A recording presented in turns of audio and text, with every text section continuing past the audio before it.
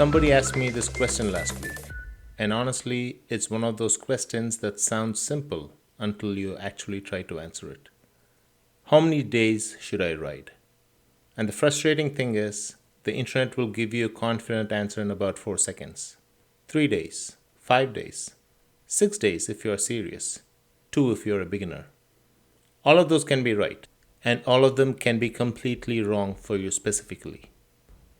Today we are going to cut through the noise and actually figure out the answer. Because it's not about a number, it's about understanding what your body can adapt to. I'm Mukund, and this is Ask The Pedalist. Here's the thing about asking how many days should I ride. It's the same as asking how many times a week should you eat. The answer depends entirely on what you're eating, how much, and what your body needs. Riding frequency without context is meaningless. Are we talking 20-minute spins? 3-hour endurance rides? Threshold intervals? These are not the same thing at all, yet everyone lumps them together when they count their riding days. The better question, the one that actually gets you somewhere, is how much stress can my body absorb and recover from in a week? That's frequency, intensity, and duration all together. Get that right, and the number of days just falls out naturally. Let's talk about what the evidence points to.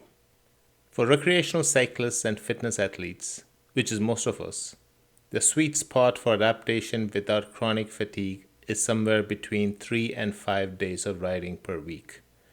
But with a huge caveat, intensity distribution matters more than the number. Here's why. Most of the physiological adaptations we want, which is improved mitochondrial density, fat oxidation, cardiovascular efficiency, those come from consistent aerobic volume over time. You don't get those from hammering hard twice a week and call it done. Studies in endurance sports consistently shows that high-performing age group athletes spend about 80% of their training time at low intensity. That's zone 1 and zone 2, and only 20% at moderate to high intensity. That's the 80-20 model. And the research on this is pretty solid. What that means practically, if you're riding 4 days a week and 3 of those are hard efforts, you're in trouble.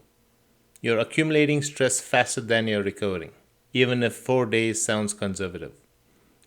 2 easy rides are worth more than 1 hard ride in terms of building your aerobic base.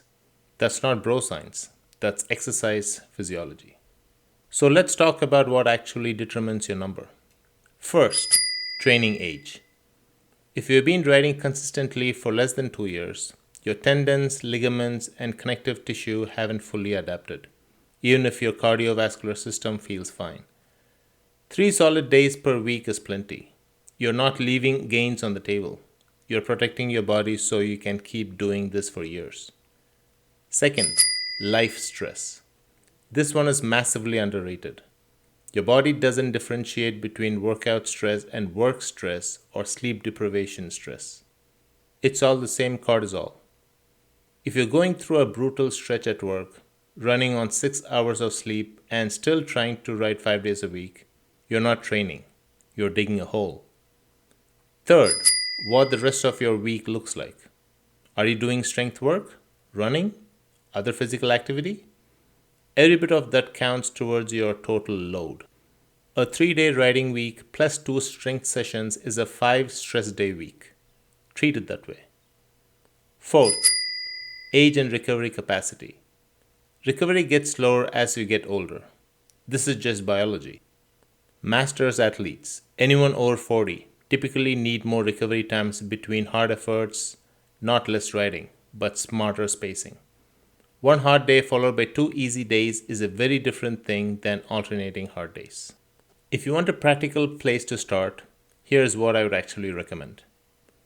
For beginners or returning riders, 3 days per week, 2 easy, 1 moderate. Add a 4th only when those 3 feel genuinely comfortable for 4 consecutive weeks. For intermediate recreational cyclists, 4 to 5 days. Apply the 80-20 rule. If you're doing 5 days, at least 3 of them should be zone 1 or zone 2 effort. Conversational pace. You should hold a sentence together. For competitive or performance-focused riders, 5 to 6 days, But this only works if you're sleeping well, managing nutrition, and honestly tracking your recovery signals, such as resting heart rate, motivation, leg feel. And regardless of where you land, one full rest day per week is non negotiable. Not an active recovery day, an actual rest day. Your parasympathetic nervous system needs it. Here's the bottom line: the riders who make the most consistent progress aren't the ones riding the most days. They are the ones riding the right days, with intention, with recovery built in, and with an honest read on what their body is telling them. If you want to go deeper on training structure, recovery protocols, and building sessions that actually match your goals, head to pedalmyway.com. Everything's there. And if you want workouts you can take with you, the PMW Fit app is on the Google Play Store, which is free to download. I'm Mukund. Thanks for listening, and see you on the next one.